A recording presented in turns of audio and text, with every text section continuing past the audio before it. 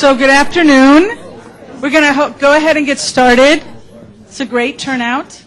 I'm Ann Phibbs, Director of Education in the Office for Equity and Diversity, and I want to welcome you to come to the table, Food Security and Sustainability as a Social Justice Issue, the first of 7 conversations that make up the Office for Equity and Diversity's Critical Conversations About Diversity and Justice series. Once again, I'd like to publicly thank Claire Walter Marchetti over there, our consultant with this series and the person who's responsible for all of our catchy titles as well as most of the work. So thanks, Claire. I want to also point out University librarian Jody Gray. She works with the University Libraries, who co-sponsors the event. Jody is responsible for creating a list of further academic resources on each of our critical conversation topics, which you can link to on our Critical Conversations webpage.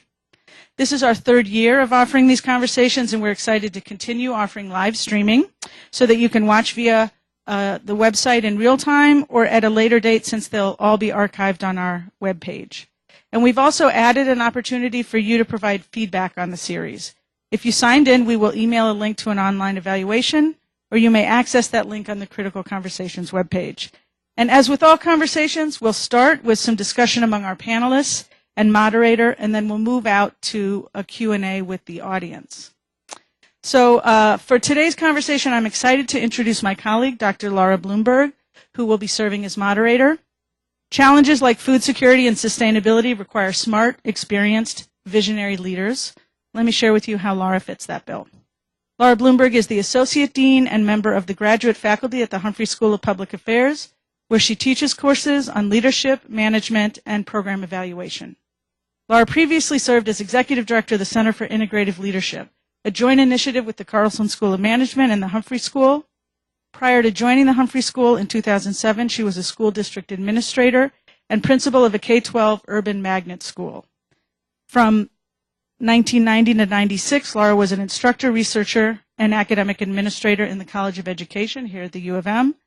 And she served as a school board member in Montemedi, Minnesota, and chaired the Association of Metropolitan School Districts. She's a founding partner of Full Circle Community Institute, a cross-cultural organization that provides evaluation and leadership support to community-based organizations and indigenous tribal communities. Her most recent research and policy work is focused on community leadership, youth development, cross-cultural dialogue, and educational policy. She's done extensive work with public-private partnerships to design leadership models that support healthy community development. So I think you can agree with me, she's a great person to choose as a moderator to help us in this discussion. Please welcome Dr. Laura Bloomberg. Thank you very much. Ann and I had an email exchange this morning, and I said, just be brief, because this isn't about me. So Ann and I are going to chat after this about what it means to be brief about introducing a moderator, because that is not it. But thank you, Ann. That was very kind of you. So food. I'm so glad we're here together today to talk about food, and that phrase, come to the table, just seems so perfect for this. Food is really at the center of who we are, right? It fuels us as individuals. It fuels us as communities who come together around food, and it obviously will fuel our conversation this afternoon. We are so lucky to have these 4 panelists here to be a part of that conversation. Each one of them is so distinguished in their own right, and collectively I think you will all learn just a ton from them.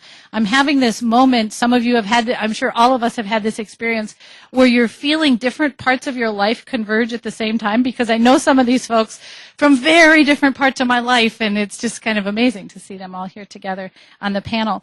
Before we jump in, though, many of you read this. I just want to share with you a few sentences from the introductory statement about today's critical conversation and the invitation, because it's sobering, and it warrants deep, deep consideration. Globally, nearly 870 million people, or 1 in 8, suffered from chronic undernourishment in 2010 to 2012, according to the UN FAO, Food and Agricultural Organization. Most live in developing countries, but 16 million reside in developed countries, which is a surprising increase after steady decreases throughout the 1990s in undernourishment. While economic progress helped reduce hunger in Asia and Latin America, Africa's undernourished have continued to grow. Nearly 1 in 4 people now are undernourished in parts of Africa. Looking closer to home, we have questions that we must grapple with about how race, poverty, and food security are related. We have questions about whether sustainability and food security are connected, and if so, how, and if so, what are we going to do about it? Those are the things that I believe drew many of you here today, and I know those are issues that are a passionate focus of our panelists. So I would like to welcome to the panel today, starting at my far left, Mr. David Nicholson. David is the Executive Director of the Headwaters Foundation, and I'm going to invite each of these panelists to tell you more about themselves and their work in their own words, but I can tell you I know David as a powerful leader of social justice initiatives, both through the Headwaters Foundation, but through many, many years of leadership around social justice in this community. To his right and my left, this is going to test my sense of direction, is Dr. Oke Ukaga, who is an extension professor and an affiliate professor at the University of Minnesota Duluth. He's the executive director of the U of M Northeast Regional Sustainable Development Partnerships, and I have just the highest regard for those of you who know about the Sustainable Development Partnerships for the innovative work they're doing across the state and with public-private partnerships in ways that warrant a lot of attention and focus. I'm a little starstruck to now welcome Pheu Hang to the panel. Pheu and I just met, but those of you who read the Star Tribune know that she was quite a celebrity not long ago with a profile on Hmong farmers and some really, really innovative work that's happening in that area. So it is truly an honor to meet you. Pheu is the executive director of the Hmong American Farmers Association. And I believe, did somebody put a link to that article somewhere on the, yes? Or just Google Pheu Hang and Star Tribune and you'll see the article. It's pretty fantastic. And then to Pheu's right and my left is Dr. Will Houston, a dear friend and a co-instructor on leadership classes. He is a professor in veterinary medicine in the area of population medicine, and he also provides leadership to the Center for Animal Health and Food Safety. He holds an adjunct appointment in the School of Public Health as well and is a true mentor of mine in many, many ways. So that's our panel. And I would like to invite each of you to start by telling us, just take a couple of minutes to talk about who you are and how your work relates to this topic. And then I said that food was at the center of the conversation today, and this is a conversation, so I really do want to make this more than a down the row and up the row or one question and back. So I'm going to try to mix it up. And after they each say something about themselves, I'm going to pose a question to the panel and invite them both to answer and then to interact with each other or respond to each other. When, in fact, it's time to ask questions from the audience, I'm probably going to ask for 2 or 3 questions at a time, not because each question doesn't warrant individual consideration, but because I want all of our panelists to be thinking about all of these questions so that we can make it a little bit more robust. So be thinking about your questions as we hear from each of our panelists. And let's start at the far end with you, David. If you could tell us something about yourself and how your work interacts with this topic.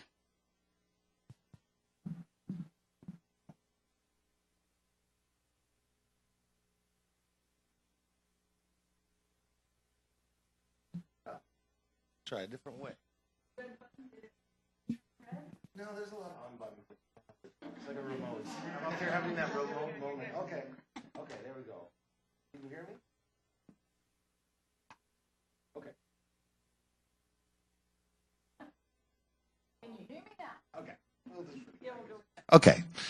So I'm David Nicholson, and I think the important thing for you to know about me is actually I started out very close to food. I grew up in central Minnesota on a farm, a hobby farm. And I asked my parents, when I was about 10, 12 years old, what's a hobby farm? And the key piece of information that I walked away with is if you lose money at it, it's a hobby. So the important thing with that is they both worked out of the home. And for us growing up, it was really exciting. Actually, it was a lot of work, and it was really hard. You know, we had animals, we did canning and those things, and I realize now that I had an intimate relationship with food that has really transformed my life. When I started my work, I've been working at Headwaters Foundation for the past 10 years, and at Headwaters, one of the things that Headwaters Foundation is known because we support community organizing, specifically around racial, social, economic justice. And what's been interesting for me is to see how the issues of food and food justice, food security have percolated throughout all of our work, both in the idea of how communities come together, what sustains them, and really what are they really hungry for going forward in the future. And I'll talk more about some specific things, and I don't want to take too much, but I want you to leave you with a couple thoughts that I've had is really that the opportunity to improve health, the opportunity to be sustainable for our society, and really the opportunity for communities to grow wealth all rests and resides around food. And I know you'll hear more from our panelists as we go from there. Well, I'm Oke Okaga, originally from Nigeria, and I came into food mainly through education. You know, although my grandpa, had maybe a hobby farm, and my dad actually studied agriculture, was a professor of agriculture, and so managed so many what they call estates, multinational and state parastatals. So I saw from that perspective as a kid growing up, dad going to work and we're driving in Land Rovers and seeing all those things. But when I studied agriculture myself, which I didn't think I was going to get into because I didn't want to do the same thing my dad did, but I found myself back into a College of Agriculture, majored in fisheries initially, and then ag economics and ag extension and all that. And so I was approaching it from academic perspective, but I really wanted to be close to the ground and work with people. And as I worked on the ground, then I got real education, and then I got the empathy and the sympathy and realize how connected, things are.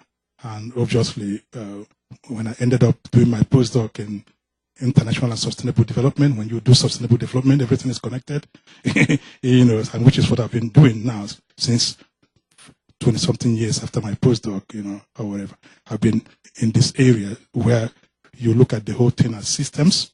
In my mind, you have the food system, you have the energy system, you have the transportation system, have all kinds of systems connected to make the world go round. So food is an essential and critical piece of that. And even that food system is also even more complex. It has, social dimensions and all kinds of dimensions, and so I'll stop so far. So good afternoon, everyone. Sorry. So before I begin, I just want to thank Laura and Anne for inviting me to be part of this panel. This is really quite an honor. Thanks. So my name is Pheu Hang, and I'm the executive director of the organization called the Hmong American Farm Association. And I'm an immigrant. I was born in a refugee camp in Thailand, and then 15 days after I was born, we came to this country. And my parents didn't speak English, and they didn't really have the skills for this kind of post-industrial economy, and so they fell back on their agriculture skills. And growing up, we were migrant workers. We went and got corn, husked corn, and then we went and picked cucumbers for getting pickled. And when I was in grade school, which is very, very hard. Has anybody ever picked cucumbers before? Hard. It's humbling, isn't it?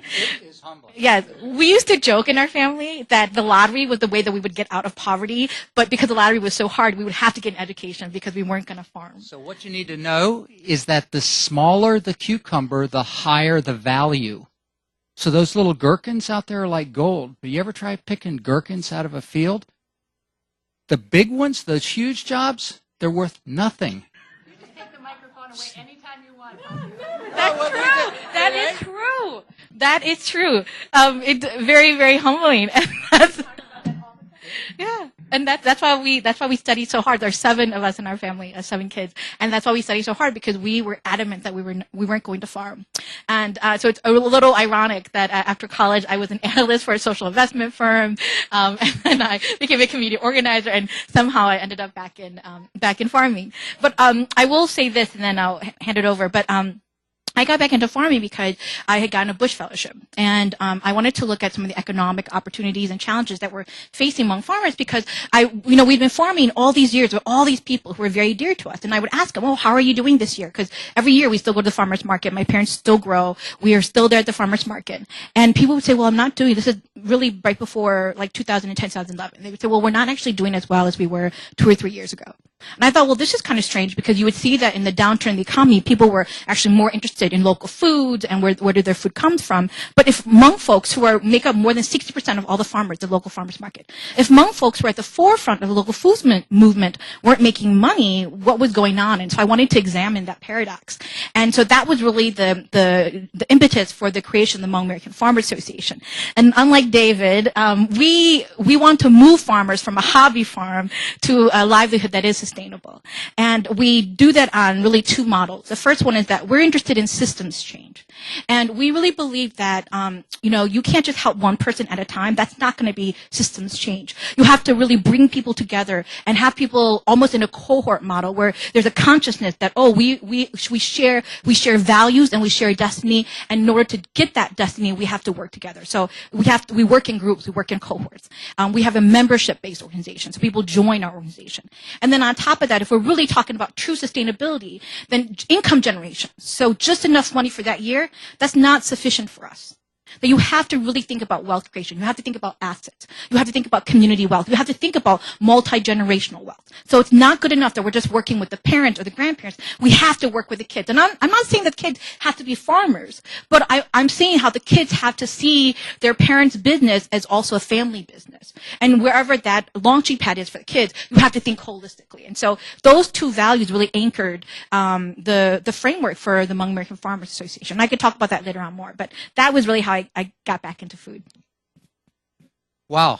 Now you're going to talk about picking. Well, yeah, I see. Let me cross off the things in my intro that people have already said. Well, I'm the product. My grandfather was a sharecropper in the Depression. Chopped cabbage in mucklands in New York State. And I grew up in an apartheid country.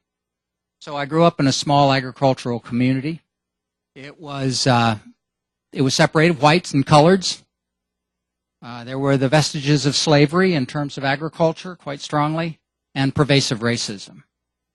So I grew up in the Shenandoah Valley of Virginia in the 1950s and 60s. I dropped out of college during the Vietnam War and became a civil rights organizer. And I was a civil rights organizer in rural Southside Virginia, mostly working with small rural communities, and had the pleasure of working with a minority food or agricultural cooperative. And while I was there, I decided I need to learn more about sharecropping, so I sharecropped cucumbers. And it was a humbling experience. I finally went back to school. By the way, the other thing I witnessed there was rampant discrimination in accessibility to government programs. All right? So I went from there. I finally returned to school. I got a veterinary degree. I had practice experience working in rural areas with animal producers. Came back and got a PhD in epidemiology, studying patterns of health and determinants of disease, social determinants of disease. And then ultimately, I went to work for the government. And I became a government bureaucrat, a senior executive in the U.S. Department of Agriculture. And I was in charge of policy staffs for veterinary services of the United States. And what I witnessed was that a lot of the programs we had, for all the right reasons, had unintended consequences that were quite damaging to food security, both domestically and globally. And also got a very interesting introduction to trade. Not only to both the benefits and disadvantages of trade for developing countries and for domestic sustainability. So I come to you now. I've been at the University of Minnesota 13 years, and I work in the area of leadership with my good friend, Laura Bloomberg, and leadership to address global grand challenges, also known as wicked problems. So they are problems that are so complex, no individual, no discipline, no organization can ever fully understand them. They are problems that are representations of a series of interlocking systems And if you don't recognize the connections between the systems, you can do something that is correct, absolutely correct, that has worse consequences than what it was you were trying to accomplish. It also is the recognition that we need integrative leadership. We need to move together. It has to be because the collective has far better knowledge about the issue and far better capacity to implement positive change than any individual. Thank you. Wow. Now you know what I mean by aren't we lucky to be here with this panel today. Thank you all for that. So there are things, many of you called them out, that I heard as themes. Clearly a lot about systems. Okay, you first started talking about systems and the interconnections, and we'll close that out. And you all have this agricultural background. You have agricultural roots. Which I think is fantastic, and also it adds a lot of insight here. I want to turn to the sort of the demand side of this. We've talked a bit about the supply side, the demand side, and the notion of food security, undernourishment, but more broadly, food security, and the relationship between some of the things you said and some of the things that are the focus of this: race, poverty, socioeconomic status, as it relates to food security. So, for instance, Will, I believe you said something about, you noticed that there's this disparate accessibility to government programs. And I think about who are the decision makers in the government. And my sense, Paku, is that they don't necessarily reflect the people that you work with in any kind of proportional way. What are those kinds of levers? I don't want to imply that that's one, but what are the things that impact food security and the intersection of food security, race, poverty, socioeconomic status generally, as you think about this issue from the demand side? And I think, Paku, if we can, we'll start with you, and this time we'll go this way. So Paku, Will, and then David, and then okay. Great. So, and feel free to interact with each other in that process or respond to other comments. Right. So I want to answer the question with a story, and then I want to do a little bit of an analysis. So last year, so at the Hmong American Farm Association, we care very much our fiduciary responsibilities really to our farmers and making sure that they are on a path towards wealth creation, right? But it doesn't mean that we negate the fact that we live and we are a part of a community, and that there are many people in our community who are low income, and that just because you're low income doesn't mean that you shouldn't have access to fresh produce. So last year we started this relationship with St. Paul Public Housing, and we were going to bring a farmers market, a smaller version of a farmers market, to some of the housing sites in the St. Paul Public Housing Network. And we thought that, okay, there are some folks who are low income, limited in their mobility, and if we brought the farmers market at them, then maybe that would spur more consumption of fresh produce, right?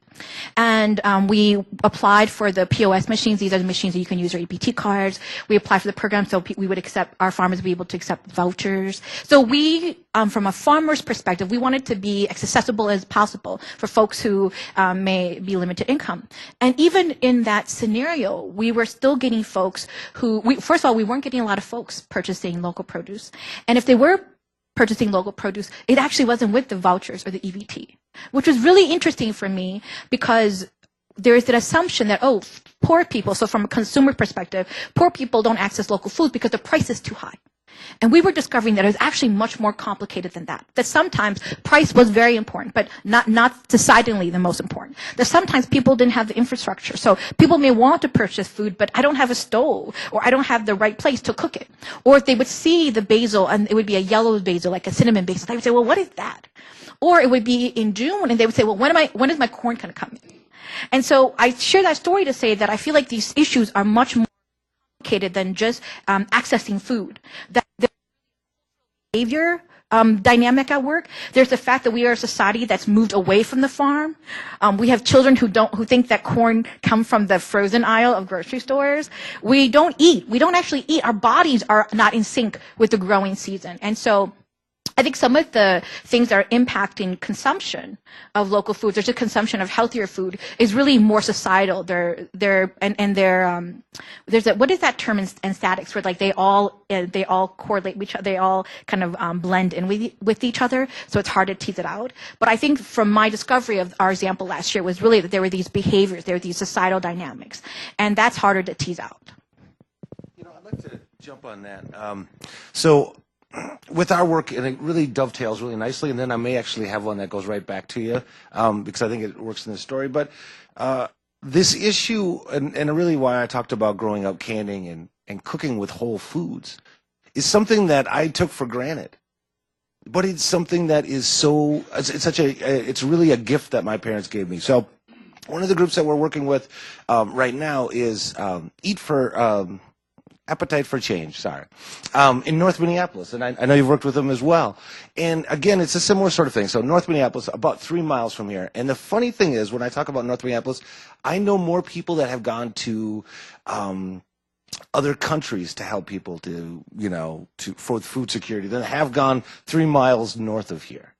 And the issue there is, it's a food desert. So, as many of us know, food deserts are where there isn't readily access for quality foods. So again, this organization similarly identified the same problem, set up community gardens, and still people weren't engaging with it. So what they had to do is actually retrain and reteach people. So again, it's community kitchens, it's recipes, it's teaching people again how to use the food. And I think this issue about systems is really important because the unintended consequences, Will, that you talked about, I want to set one up for you, and for you actually, Paku, because Paku is another one of our grantees, and I heard a great story, and I want to help set it up so she can tell it. Is we've thought a lot about access and systems, so we set up, we worked hard to make sure that farmers markets could use EBD cards. We set up so that people had access, and we thought it was a good thing when we supported a number of communities to get local farmers markets. I have one 2 blocks from my house in Kingfield.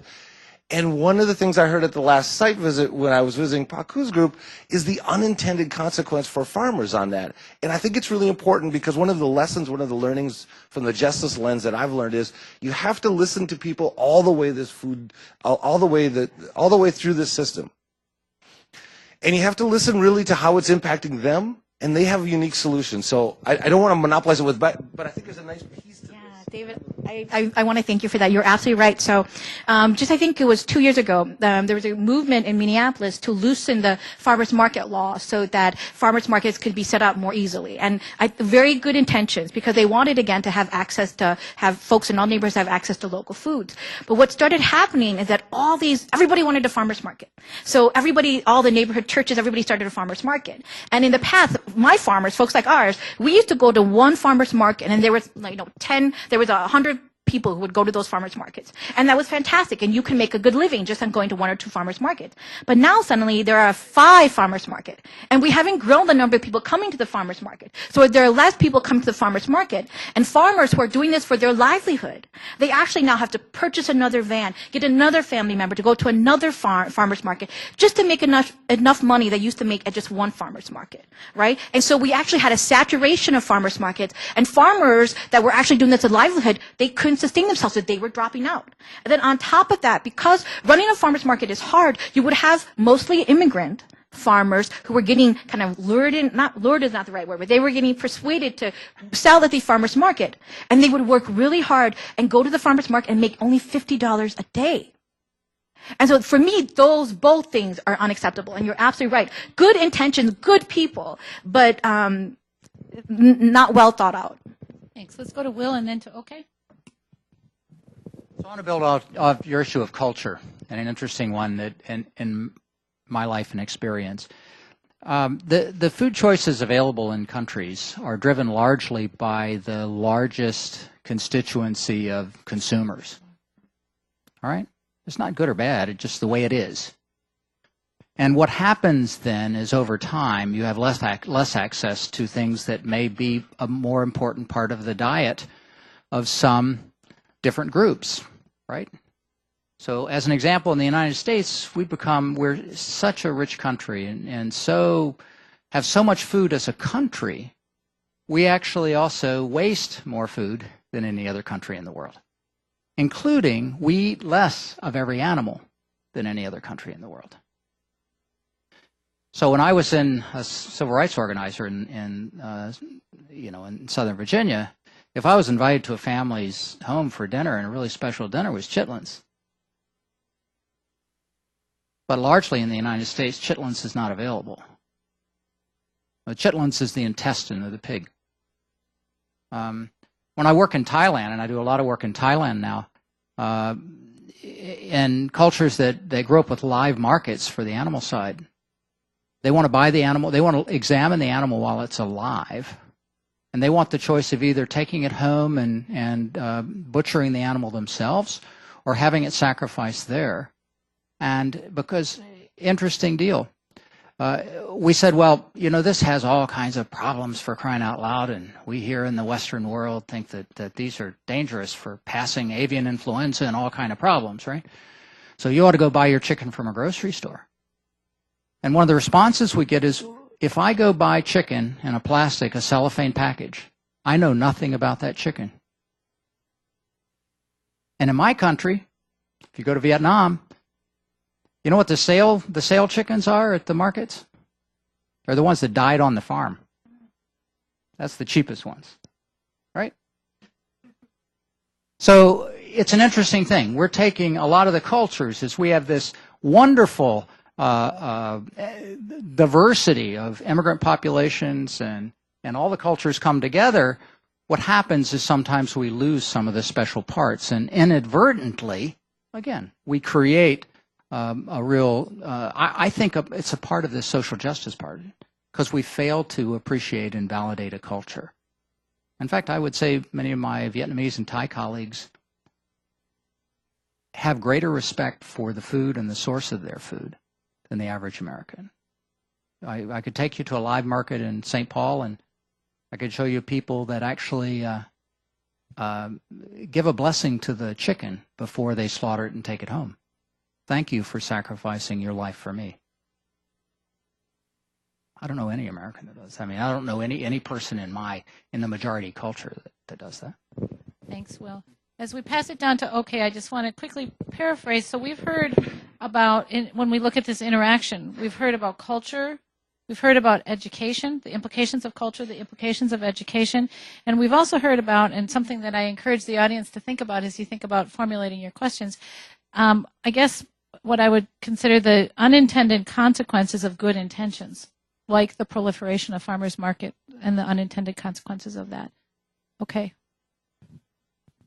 So I'll share maybe a couple of stories that also illustrate some of this in terms of the social constraints, some of which are imposed by the structures we work within, both policy, government, history, and all that. Some of them are imposed by ourselves, and sometimes maybe because of what we learned, going out. In the 80s, the younger ones here won't remember, but some of us do. There was something called the farm crisis in the 80s, and that was when farmers produced so much that the price plummeted, and therefore they couldn't make enough money, profit, to pay for all the loans that they had, and they were losing their homes and their farms. In those days, what used to be called the FMHA, Farmers Home Administration, I think now it's called the Farm Services Agency of the USDA, hired me and some other people to help, mitigate that situation. I was in charge of North Florida at that time. So I came in, I was very young, in my 20s, and I didn't have any preconceived thing about anything. I quickly discovered that most of the problem was actually caused by the government policies, being pushed by this same FMHA that gave them the loans and told them what to do with the money, and directed year to year, and they failed, and the solution was give them more money and tell them to be smart about this one, and until they found themselves in so much hole, and now this same organization wants to foreclose their farm. They also live on the farm. That's why it's called the farm and home loan. So when you foreclose the farm, you foreclose everything is gone. Their home, their business, their livelihood, their history. And then it will be community after community, farm after farm. So it's going to be a major blight across the landscape. So I told the people, the government people, that I think what you need to do is to acknowledge that you caused this problem. And I think what you need to do is to not ask them for the money back. So for now, let's work on seeing if we can get them back up their feet. And if they do, then maybe they should pay you a percentage of the profit that they make. Or what's a radical idea. And of course, it caused some problem. But so that's on the push side, what government pushed to them. But on the pull side, these same people were trying to help. really felt helpless. They won't come to the meeting. They won't come into the office. They'll tell, oh, I've tried that 20 years. I've tried that for many years. Oh, they're not helping me. So, but they have to be at the table to be helped. Even though what they're saying is not it's not from nowhere. It's based on their lived experience. But they've made up their mind that going forward, the future is still going to be like the past. And I'm telling them, no, you can't control your future despite the past.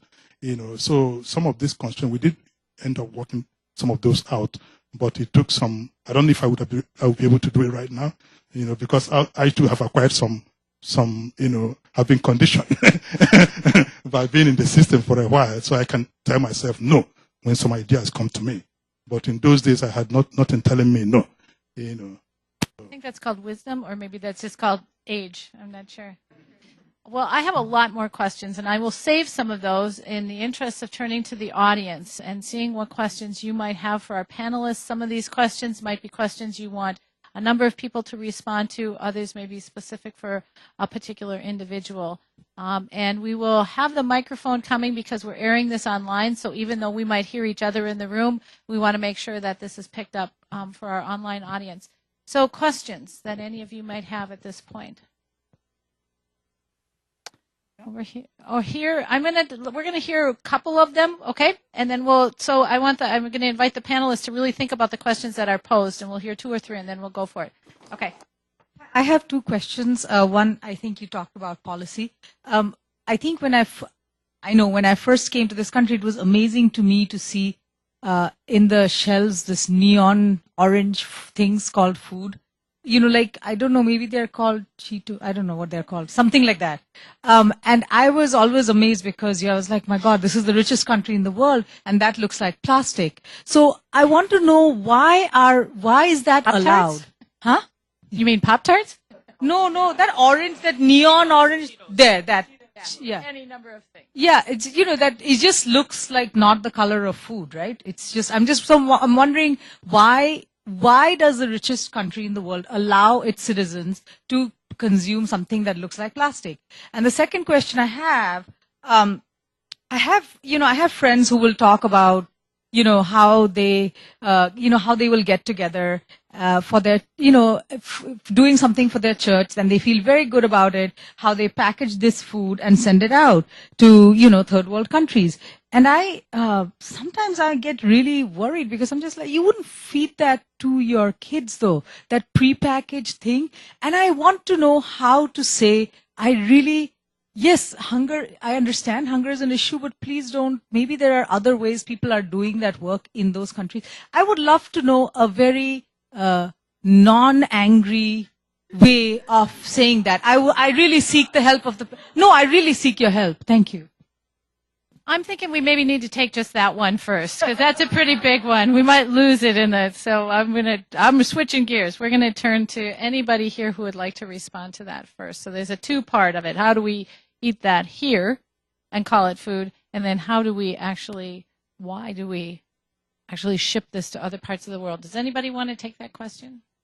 I think the first one, I don't have much.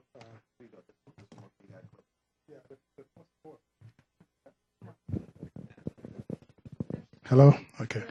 Yeah, the first one, I don't have much insight except to say it's a free country and people, tend to do what they want to do. But the second part, I'm really passionate about that because based on my work, my experience, and some things I've written about, I don't think the issue of food security, not having enough food, is more so a factor of the amount of food that we have per capita. If you divide the amount of food that we have available today in the world by the number of people in the world, they'll have more than enough. So it's a matter of access and distribution.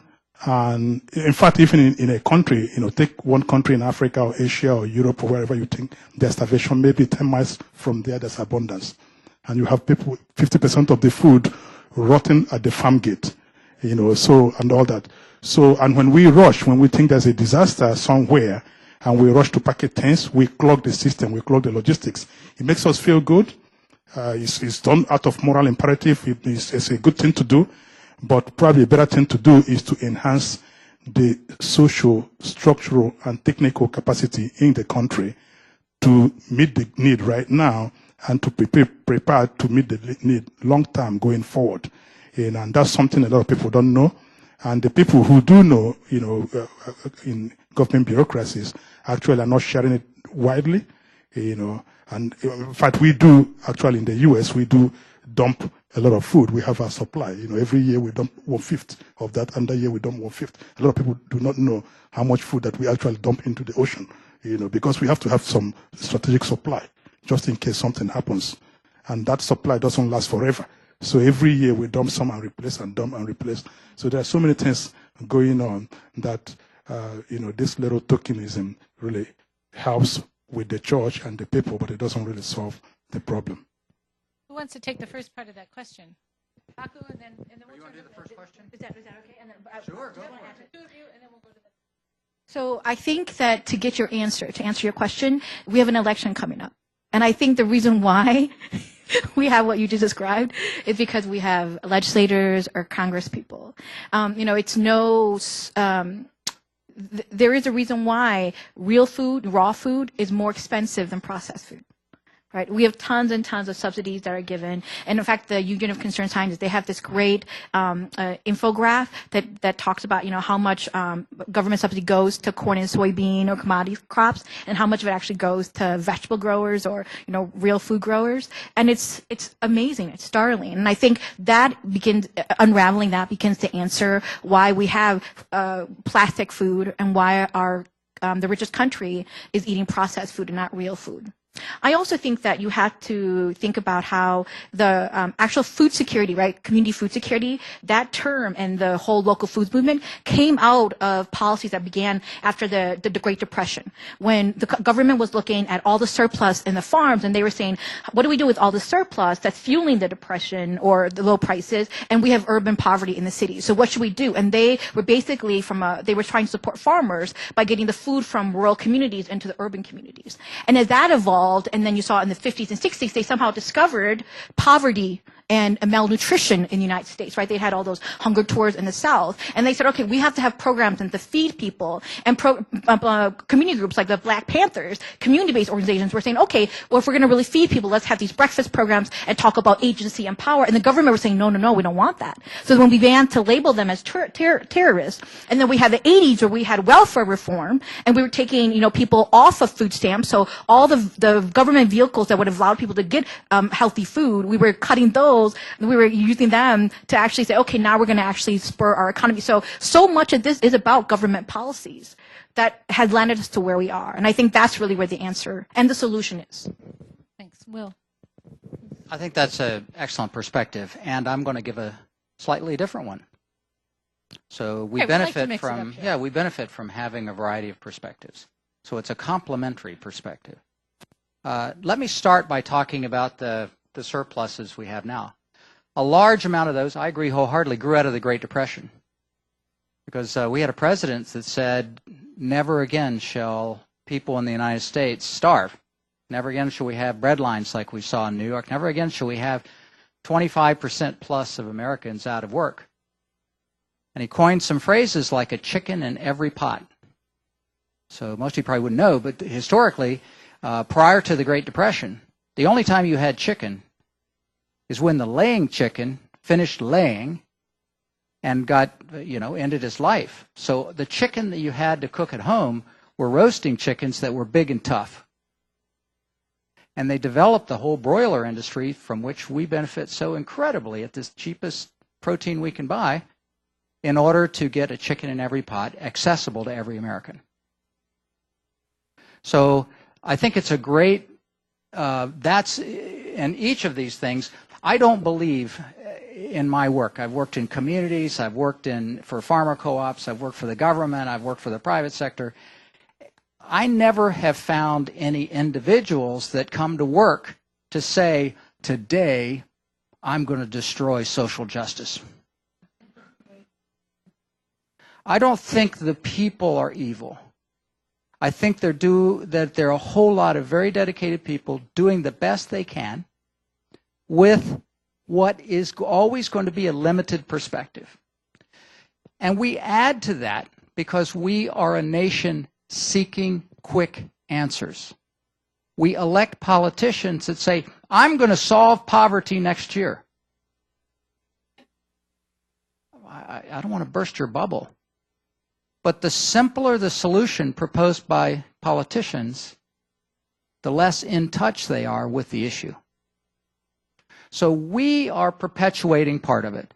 To the Cheetos that you saw in the food, again, we subsidize the production of food so there would be an excess so we would never have a shortage, right? We also are a country that was built on the idea of choice.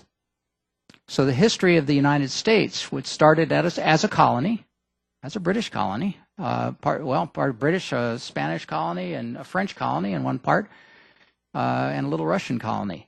The Americans, when they got together, said, no one is going to tell us what to eat.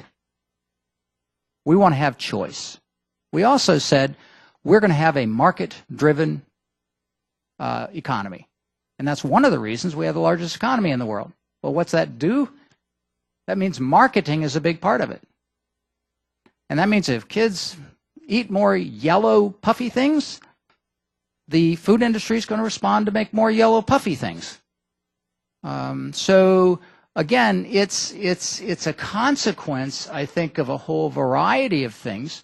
And I think it takes this very type of panel discussion and the engagement we're pulling you into to think more deeply about it and look for some creative approaches that we engage all of you in this search for incremental positive change opportunities.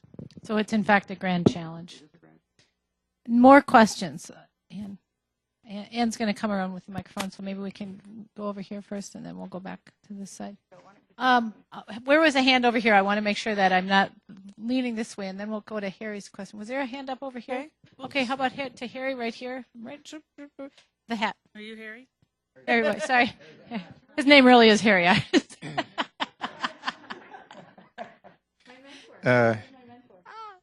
Harry Boyd. So like Will, I was shaped by the Civil Rights Movement, a Southerner, grew up in Atlanta and North Carolina and worked for the Southern Christian Leadership Conference.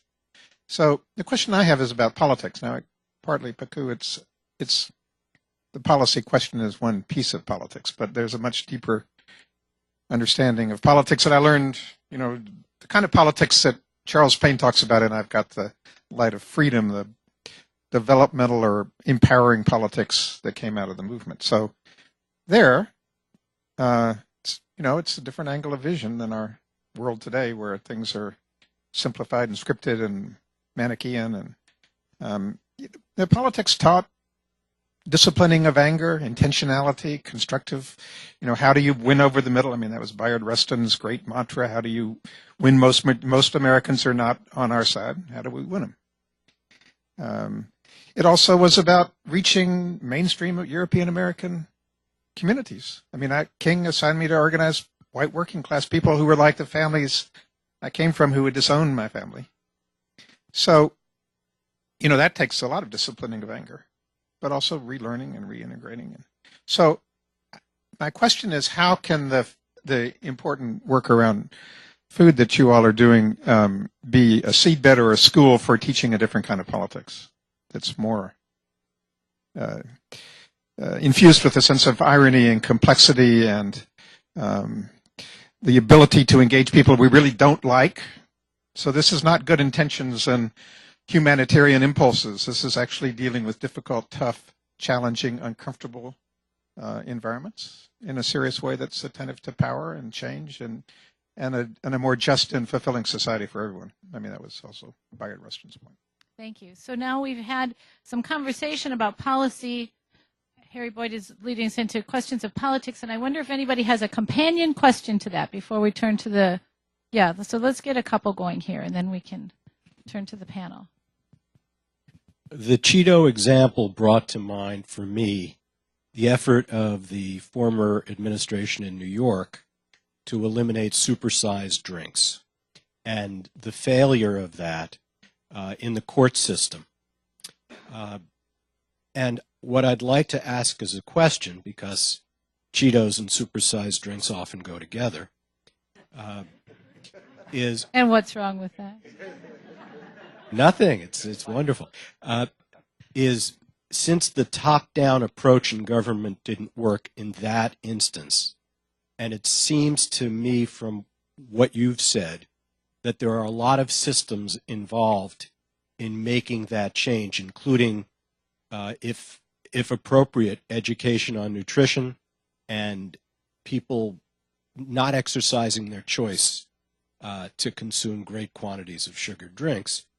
Where do you start in the system process? Is there a place to start, or do you have to attack a number of places at once? How do you go about it?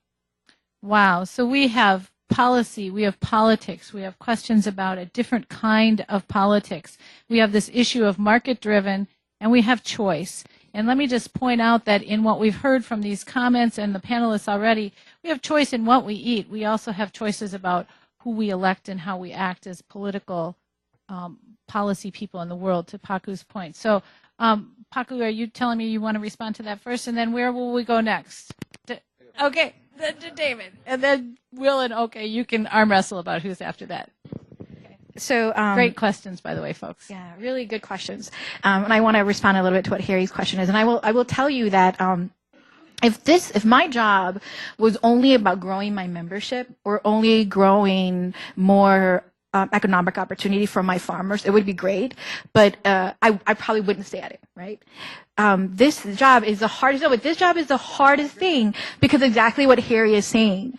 Because this issue is the intersection of race and poverty and politics and public policy, right? And I wanted to share two examples. So, this year we were very fortunate as an organization to get a benefactor who purchased a 155-acre farm for us. And the Star Tribune story talks a little bit about the farm, and it's in a small rural community, only honestly about 15, 20 minutes outside of St. Paul, but still different enough. Since we've been on the farm, we've had a deer stand stolen. We've had someone come in and vandalize our garage. They put a Confederate flag and said white supremacy. We had our fence cut. And the family who used to own the land, one of the family members, were kind of upset. They because this benefactor is from Texas, they said, why are these outsiders coming in? And even in this community that we were in, there were a lot of Hmong farmers who had rented farmland in the past. There have never been Hmong people that were permanently on the land. And because our farmers are vegetable growers, we put up a deer fence. And we actually got a phone call that says, are you guys going to be breeding deer and shooting them in the deer on your farm? Because if you are, you better not go and shoot my horses. And we thought, well, of course we're not breeding deer. It's actually because we're doing vegetables that we have to keep the deer out. But there was a lot of mistrust. And about a couple of weeks ago, we had an open house. And I was very adamant, and my staff, we were very adamant that we were going to invite all the family members who used to live on this farm. All the kids. We were going to invite them back. And we did. And they organized themselves. And there were 9 kids in this family. And they were 9 kids of parents who were also members of 9 kids themselves, right? So this was a big family. And they all came back. The only one that didn't come back was the oldest, who was deceased, and there was a younger one who had a prior commitment. But all the brothers and sisters came back, and their kids came back, and the cousins came back. And it was powerful. And we started our ceremony. We actually had a healing ceremony. So we started with the Lakota, because this land, it was right next to Vermilion River. It used to be Lakota land, Dakota land. So we started with the healing ceremony from then. Then we had acknowledged this family who used to own the land. And then we were saying we were just stewards in a long line. And I actually think that went a long way towards healing. Because because people just didn't know us. And it was only in the sharing that there was some beginning of some reconciliation. Now, is it still hard, aside from this family in the large community, is it still hard to still be there? Absolutely. Absolutely. Since we started, their township has come to our farm almost twice every month. I mean, we must be such rowdy people that the township would come all the time. But it's hard, but we continue to work because there is something that is transformative that we're doing. But I do think, and I always talk to we use an organizing approach to our work because we fundamentally believe that it is about power. And it's just not about power for our farmers. It is power in the whole community because honestly, our farmers have more in common with the other farmers in that area than they do with other folks, but it's because of the race or whatever that people can't see that. So I just wanted to share that because it is hard. Thank you. David. So, I really like that story, partly because it touches on a few things. I think, how do we begin in this conversation? And I want y'all to think about for a minute how much time you spend eating each day and how much time you spend talking about the food that you eat. I would imagine it's very lopsided. Most of the time is really consuming and very little about these conversations we need to get in. And it really is the conversations. Because I think about this, you know, and part of it, I think we have to have some really hard truth conversations about this food system that we have. It's not even the food system, it's deeper than that. We're living unsustainably on this planet, and the bills come and due really fast. Food is just one medium of that, but we all know. And if you don't know, I'm sorry, the climate's changing. And for you young people, you know, I tell this to my kids, you're kind of screwed. I mean, it's a sad sort of deal. I don't know how many more generations that you're going to have the kind of, like, you know, luxuries of food, of water that I had. That is not something we're going to pass on. And if we're not talking about that, we're not being real. And part of this, and I really love your story because it gets to the other piece that we really need to talk about, is some of the myths that we've all grown up in. You know, I grew up in, you know, part of the story of this hobby farm is we lost off a hobby farm in that economic crisis because not only, you know, it wasn't like we used the farm to generate money. We actually just ate off it. But the land values went up, much like the land values are going up now.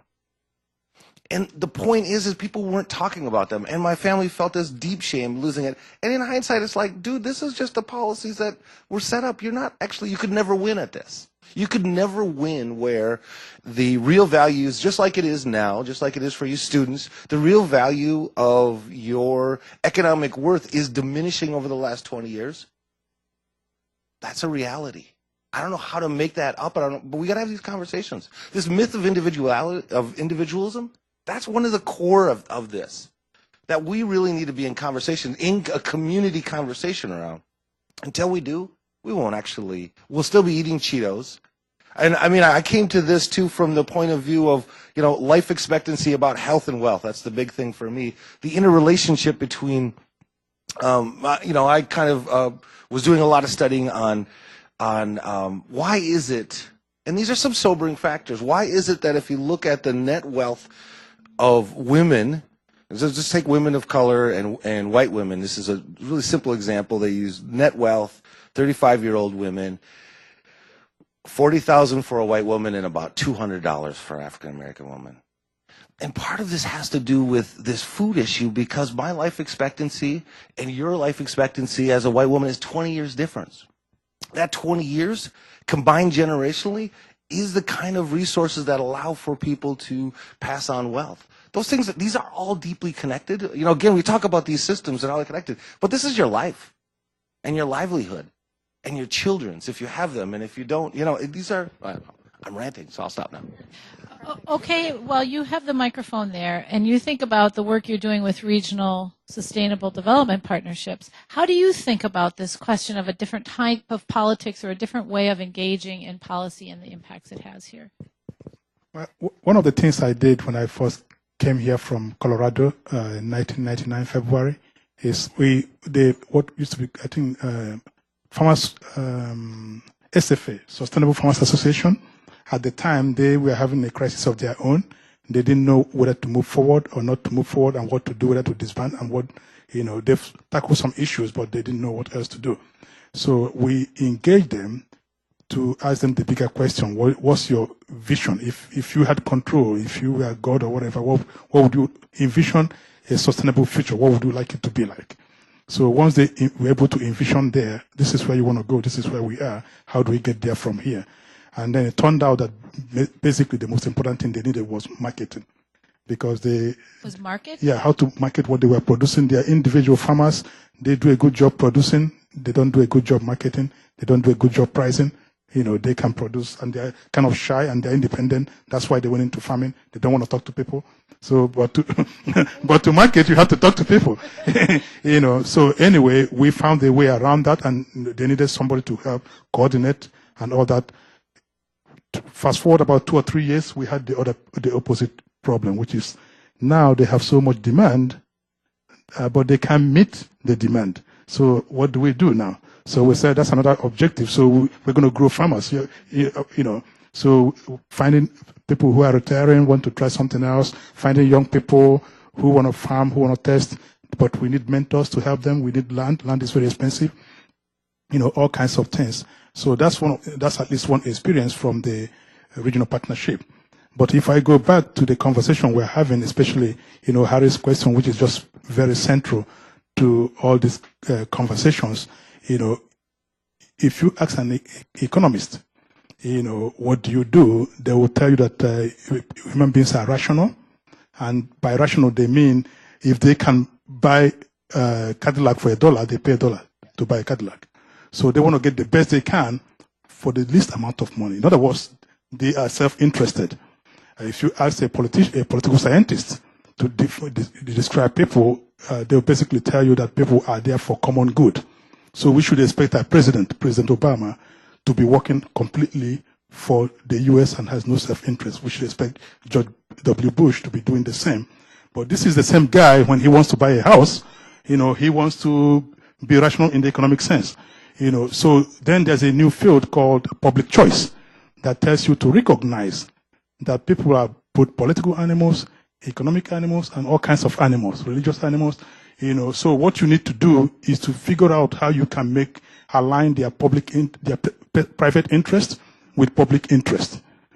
And that takes time, and that takes conversation, and that takes, all kinds of different ways. It's not going to happen, in a way. So starting a conversation like this and taking it to different places, using different methods and media for different people is the way to go over time. Thank you. Spoken like a true teacher. That was a great economics lesson right there, mini lesson. Will, do you have a comment about this? I do. In fact, I'm going to give you an instruction. I'm going to engage you in an experiential opportunity. And I'm going to end up by giving a challenge to all of those who have their careers ahead of you. All right, so the first, one of the problems we have in the food system is that we use military lingo in talking about the issues. So who do we attack? When do we win? Who is the enemy? So that War on poverty? War on poverty. Those military symbols set us up for a win-lose situation. When the food system and what we're looking for are win-win. So banish that militaristic language from the discussion of food. The second thing, everyone stand up, please.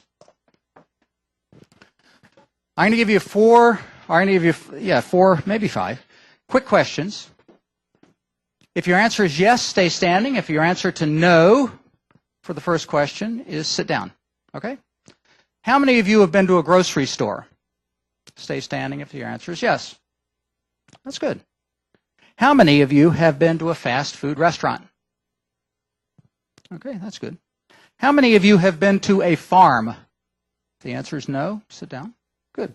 How many have been to a food processor?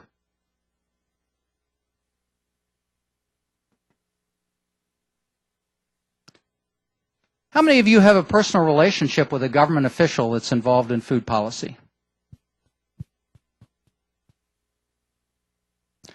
So my point is we own part of the problem. This is a community issue. It requires the community to make progress. It's a wicked problem that demands integrative leadership. That means there are no enemies here. We have to look forward to partners. So my last point, to all of you who have most of your career ahead of you, I'm going to differ with my colleague David. I believe that you have the greatest opportunity to make change of any individual in the history of the world. And the reason is because if you learn a simple set of skills, if you become savvy in politics and communications, and if you act from your heart and your head, you can make a change that will impact the world. I believe it. I've lived it, as have each of the people here, and I'm absolutely positive you can. It takes perseverance. It takes, you have to work towards a vision. You have to accept failure, because if you don't fail occasionally, you're not working hard enough. You can change the world. And it's only us working together that are going to make incremental change. Divided, it's going to be chaos. Thanks, all of you. I want to, we're going to ask for another question in a moment, but I want to point out, as I'm seeing David over there nodding, that what I love about what just happened here is something that actually we talk a lot about when we talk about leadership, and that is a notion of balancing paradox. And when, in fact, two things that seem diametrically opposed can and likely are both, in fact, true. And the data that David shared may, in fact, be true. And it may also be, in fact, true that a young generation has the potential to change the world. And I see you nodding. You know this. So what I was just going to say very quickly, some of you have seen the book or read the book Good to Great. There's a chapter in there that's about the Stockdale paradox, and I just think this is really powerful. Admiral Stockdale was a prisoner of war, and he was brutally beaten and tortured in confinement. And lived to tell about it, and got out and actually thrived in the rest of his life. And years later, when he was interviewed, they said, how did you survive? How did you make it every day being tortured and abused in confinement as a prisoner of war? And he named it himself. He said, I called it the Stockdale paradox. Every day I got up and I said, this is going to be the worst day of my life. This day is going to be terrible. I'm going to be tortured. I am going to wake up with my eyes wide open and be aware of it. And I'm going to wake up every day utterly convinced that I will survive it and I will thrive afterwards. I have to hold that paradox, because if I wake up hoping that today's the day I get out and I don't, I will not get up tomorrow. So it's holding that paradox that I think is such a powerful message about where we find ourselves in the world. So another question. We have time for more questions here. Yes, over here in the front row. And then we're going to go to this gentleman. Let's take a couple questions, Anne, if you don't mind, like scooting. We'll go over here, and then we'll take these three questions in a row. So, yes, please. Building off of what you just said, and David, going back to before when you mentioned North Minneapolis as a food desert, I work with Youth Farm and Minneapolis Public Schools Nutrition Services, and I see a lot of organizations coming into North Minneapolis, and I know a lot of people my age who are urban farmers or interested in food or food justice, and most of them are white and a lot of them are female. And I'm really curious as to what you see being the best role for especially young white people who are really passionate about this subject, but who are often going into communities of color where they're not from and they don't have previous relationships already built up. And how do you work within that? Thank you for that question. That's a really honest and important question. Let's take these two while you're thinking about that. Go, Anne, go. So at the start, it was mentioned that we are, as a civilization, people in cities are far away from food, and that's why we're not figuring it out. And that's very true in India also, where I come from. And I see a lot of schools that have programs where in the 9th or the 10th grade, students are taken to farms. They spend a week on a farm and learn what it's like. So, and also there's a difference between come to the table, a community eats together, versus where we are now, where everyone just has their own food. Everyone's coming with their own lunchbox. And it's a cultural difference of people eating together versus everyone eating on their own. I'm very happy sharing my food with all my friends in school. So I don't know how it is in schools here, since I've not been in school here. But do you think where are the spaces where the education system can make a change to solve the ideological issues that are probably governing the behavior that we were all lamenting about? Okay, thank you. And let's go to, you had a question here, if you can just hand the microphone up and we'll take these three together. So I've been mulling over this idea of choice since it was brought up regarding our food in the U.S. at least. And I'd like to push back on it a little bit and explore it further if people are interested. And that is, For example, I was just traveling in Peru, and they have over 100 different types of potatoes that are available at a market. And you go to Cub Foods or wherever here, and there's maybe 3 or 4 choices. Whereas we have 20 kinds of different Cheetos or whatever. So I understand the idea that we have choice in this country, but I also want to kind of explore who's manipulating the choices that we have. Thank you. So we've heard about Youth Farm and this role for the role of race and perhaps the majority culture and having a role and a say in this. We've heard about, again, a school-based question regarding food and this notion of come to the table and how do we think about that. And then what do we really mean by choice? So I'd invite any or all of you to pick up on any of those themes, and let's just explore them a little bit. Okay, let's start with you. Yeah, I'll take the choice one. You know, when you live in a capitalistic system, then, you know, we believe that that's the best, most efficient way to allocate resources. So it's efficient, but it's also not human. In other words, it doesn't have heart, emotions, it doesn't breathe, it's not fair, it's not equitable. So the ultimate goal is to accumulate wealth for the shareholders and for those. And how do you do that? Then marketing, because it's decision making. So the choice they present to you is the choice that they want you to have. So it could be A and B, and they own A and they own B. So if you buy A, they make money. If you buy B, they make money. So they foreclose for you all the other options. And if they can make it in such a way that you believe that you actually have real choice, that's the idea.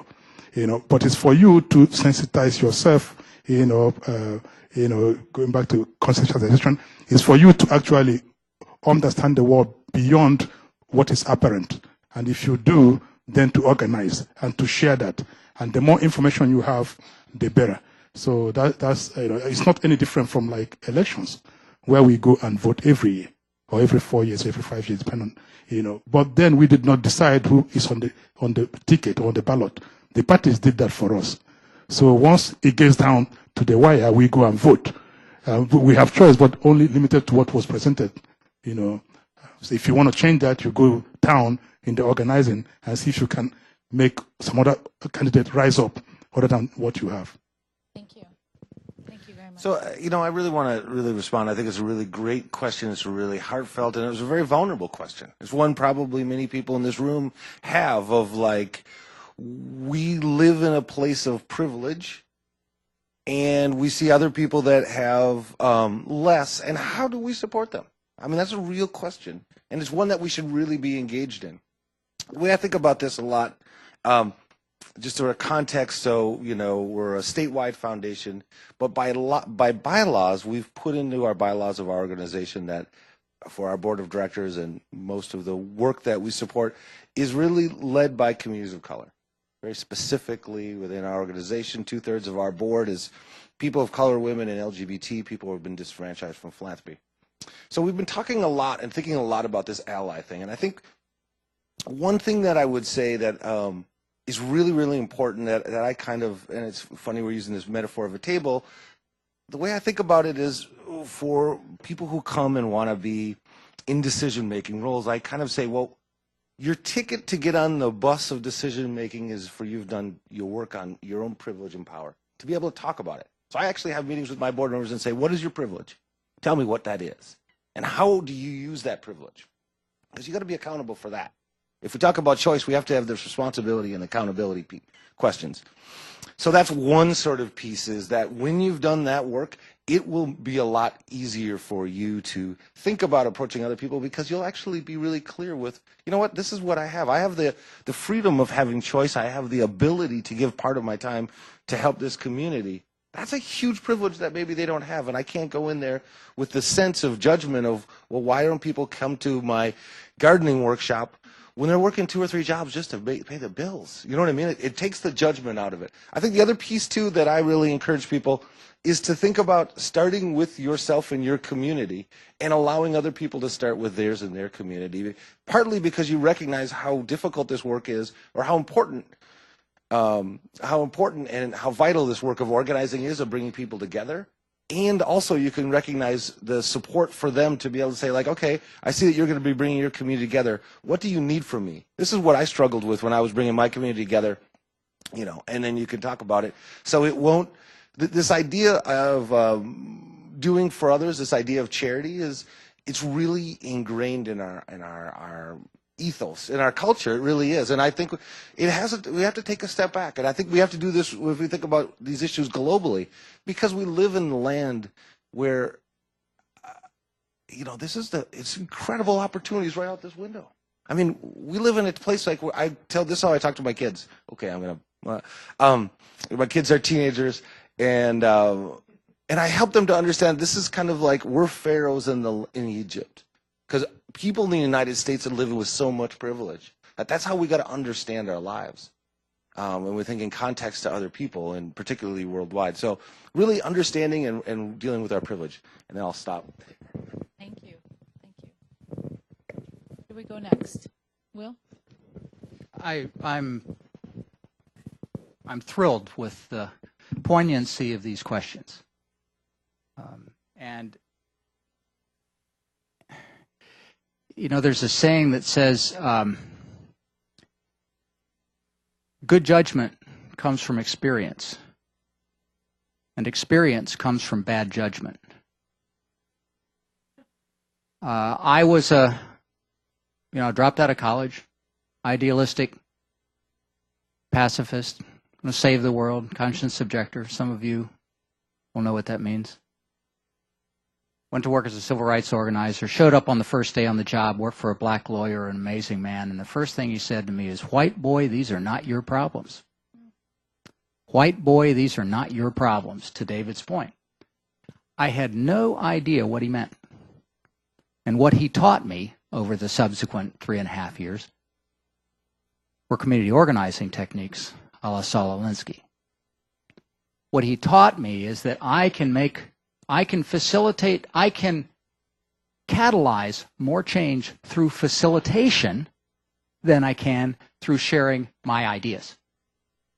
Number one, I don't know what the problems are in the community.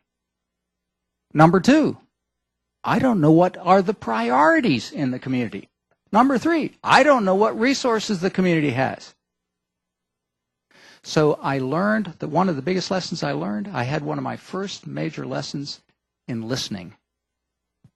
Something that some of you will recognize now as a Stephen Covey saying, seek first to understand. So I would, if you want to push fast on it, put yourself in an environment where you are the person of color. I went to an 1890 school. Well, I was one of 11 white students. No student spoke to me the whole semester. No student would even sit by me. So gain an understanding of the issues and then learn to facilitate. This, the choice who's manipulating, Oki said it earlier, there's a lot in behavioral economics. We say one thing, but the message we send is we want it as cheap as possible. You know the largest grocery store chain in the United States? Walmart. You know why? Yeah. You know, if I went down right now and I arranged to bought, let's say, 10 million bushels of Peruvian potatoes of all these different colors, I can tell you absolutely they would rot before I could sell 1/100th of them, because people would say, what are these? Furthermore, the Peruvians probably wouldn't sell them because of a food sovereignty issue. And then the third comment was this question about where do we start? And I personally think we start everywhere we can. The opportunity for us is we are social beings. We start with ourselves. We learn meta-leadership skills. The first of meta-leadership skills is learning to lead yourself. The second, where a lot of leadership training stops, is you learn to lead teams that are for whom you're responsible, right? That work for you. The third of the meta-leadership skills which is one of the most powerful, is learn to manage up. Learn to manage up. Another lesson I learned as a community organizer, the most successful community interventions will be the ones that the community owns, takes responsibility for, accepts the success or the failure. And so if you want to make a difference, you have to accept that most of what you'll do in your life as a facilitator, you'll never be recognized for. The fourth meta leadership skill is to learn to lead across organizations, institutions, cultures where you have no authority and no responsibility. Thanks, Will. We are at 5:02, and Will started us on where I'm hoping we will close, and that is, what do we do? What we all leave here with, I'm hoping, an expanded sense of the issue. For me, I'm leaving deeply moved by some of the things you said about being an ally, paying tribute to the land, paying tribute to the people who have served our food needs for so long. I think there's just a lot that's been said. What are we to do with this? And so will you let us on that closing set of comments with what you just said so powerfully about leadership and learning to lead ourselves? I'm wondering what the rest of you would have to say, or maybe put more broadly, what's some parting words of wisdom or advice you would like to share with the group? And we'll just go right down the line. Paku? Sure. So there are but three things that I would say. Have a conversation with your farmers. If anybody goes to the farmers market, don't be afraid to engage, and not like, where did you grow your food? How do you grow? But, what do you do? Where's your farm? Why do you like it? Begin to have a relationship with the people who are making your food, growing your food. The second thing is, resist that temptation to pay the lowest price for food. I think one of the great things about the farmers markets are places where the farmer is that you are actually giving money back to the farmer. So if it's shallots, don't argue if it's for $2. Be respectful of the value of food. $20 tip. Yeah, right. And then I think lastly is investigate, and I think this is to your question about what our institutions can do. Investigate the notion of buying local. You don't have to do everything local, but maybe your food is local. Maybe you're going to, this is the first world problem, you're going to redo your house. Well, think about a local, someone in your community who's a designer. But investigate the notions of what is around you and utilize those talents and those resources. Thank you so much, Paku. Okay. So my parting word would be for us to always keep in mind that things are connected and interconnected, and that things are in systems. So when you go to buy food or grocery, you're just touching at that point in time, but there's a continuum. So even though I'm touching this piece right now, I have to think about from production to processing, marketing, all the things, and what's going to happen after I touch it and even after I eat it, the source from where it comes, the sink from where I threw the waste up, and at all these intersections are social justice things happening. The person growing it may be going to bed to die hungry with the family. Maybe the children are going to school. Maybe the Mexican that picked that salad that you're enjoying this afternoon, what is their condition? And all kinds of things. The person that is even serving you right now may be struggling to balance the books. I don't want you to carry the worst weight on you, but understanding that you are touching the string at one point might influence how you behave or how you interact or what you do. Thank you. And David, you get the last word. I'm really honored to be on this panel, and I was really appreciated, Will, of your reminding of how important it is that we're inspiring people to act. And I guess the inspiration that I would have for you is, you heard a lot of great wisdom, and I would really just ask you to think about, as you're thinking about these multiple systems, so I guess here's my advice. Take twice as long to eat. Take it twice as long. Slow down, because we have a tendency to eat too fast in this country. The second thing is to talk about the food and talk about these multiple systems. Think about your relationship and your relation to your power and your privilege in that. We talked about choice. The reality is, as consumers, we talk about democratic acts. Yeah, you can vote every once in a while. That's great. If you have that luxury of papers to be in this country and IDs. but you vote every time you buy something. That's the vote in this that is so essential, and your intention and your attention to what you're voting for and how, that would be a great gift for this and to reach others. So thank you. Thank you all so much for that. What a great panel, huh? And to you, the audience, your questions were fantastic, and I think that you share the credit for sparking such a great conversation. So give yourselves a round of applause. And any parting comments? You, at the beginning, announced the rest of the series. I hope many people will come back for that. And again, thank you so much for spending part of your afternoon with us. Enjoy this really gorgeous day.